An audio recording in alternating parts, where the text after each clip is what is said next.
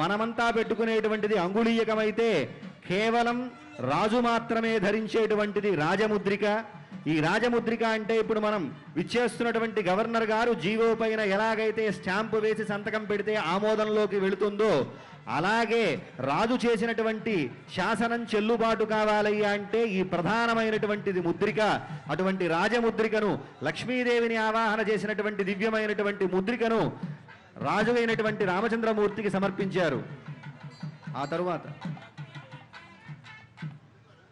గౌరవ తెలంగాణ రాష్ట్ర గవర్నర్ గారు శివప్రతాప్ శుక్లా గారు పట్టాభిషేకానికి విచ్చేశారు దంపతి సమేతంగా.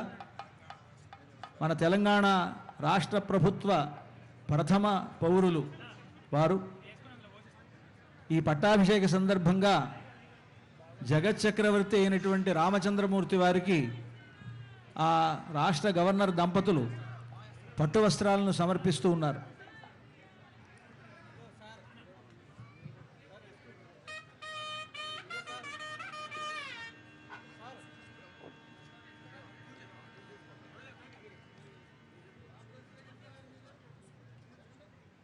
రామచంద్రమూర్తి ఎదురుగా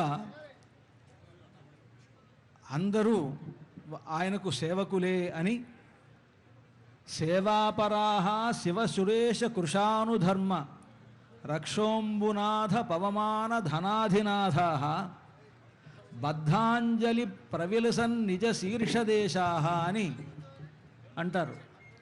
సేవాపరాహ అష్టదిక్పాలకులైనటువంటి వారంతా కూడా సేవాపరులై ఆ రామచంద్రమూర్తి యొక్క సన్నిధానంలో సేవ చేయాలి అనేటువంటి భావనతో శివ సురేష కృషానుధర్మ పరమశివుడు, ఇంద్రుడు, కృషానుడు అగ్నిదేవుడు అన్నమాట. కృషానుడు అంటే అగ్నిదేవుడు, ధర్మరాజు వీళ్ళందరూ కూడా దిక్పాలకులు.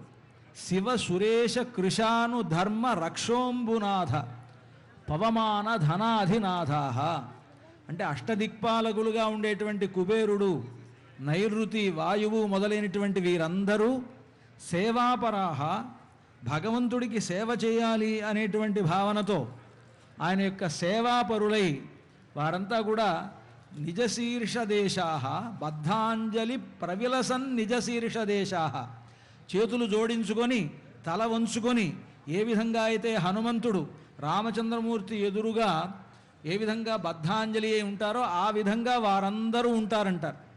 కనుక ఈనాడు మన తెలంగాణ రాష్ట్ర ప్రభుత్వ ప్రథమ పౌరులైనటువంటి మన రాష్ట్ర గవర్నర్ గారు శివప్రతాప్ శుక్లా గారు దంపతి సమేతంగా విచ్చేసి రామచంద్రమూర్తి యొక్క సేవలో వారు ఈనాడు ఆ స్వామివారికి ఈ పట్టు వస్త్రాలను సమర్పిస్తూ ఉన్నారు.